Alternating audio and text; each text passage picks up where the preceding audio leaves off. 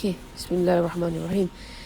Kalau takut ada yang tak sempat nak baca ataupun kalut nak baca kan, jadi boleh play my voice note and just listen to what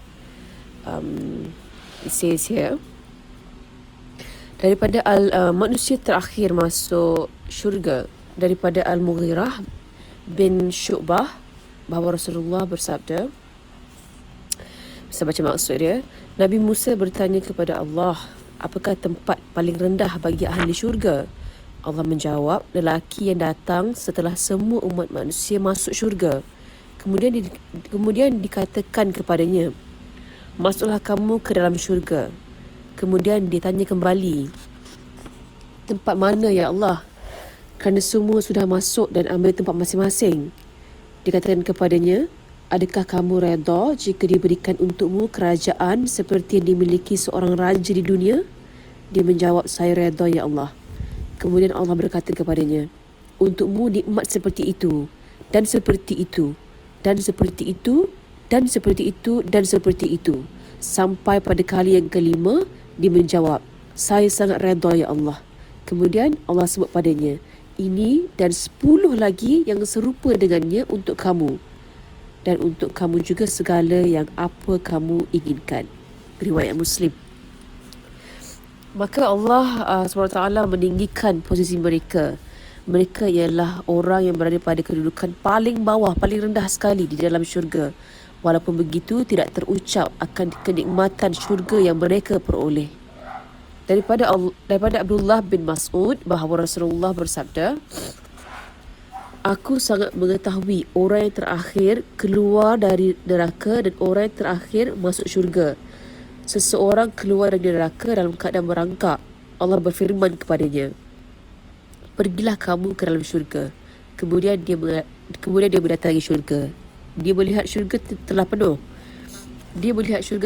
Maka dia kembali mengadu kepada Allah, ya Allah, saya tengok syurga dah penuh. Allah sebut lagi, pergilah kamu masuk ke dalam syurga. Kemudian dia pergi ke syurga, dia tengok syurga telah penuh.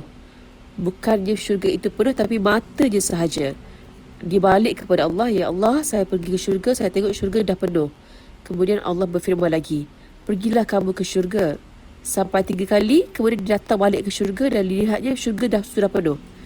Maka dia kembali kepada Allah dan mengadu, ya Allah, saya dapati syurga dah penuh. Kemudian Allah berfirman, pergilah kamu ke dalam syurga kerana kamu akan memperoleh sesuatu seperti di dunia. Bahkan 10 kali ganda lebih nikmat daripada di dunia. Kamu akan dapat nikmat terindah sewaktu di dunia. Dia berkata, adakah kamu ingin mempermainkan aku, ya Allah? Kemudian Ibnu Mas'ud menyebut, apabila Rasulullah SAW selesai bercerita, baginda tersenyum hingga nampak gigi.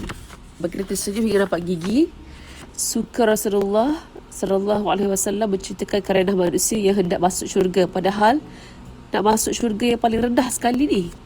Kemudian dikatakan padanya, demikianlah tempat ahli syurga yang paling rendah yang Allah sediakan. Riwayat Al-Bukhari dan Muslim. Kuat hadis ni. Syurga yang paling rendah sudah pun 10 kali ganda nikmat dunia.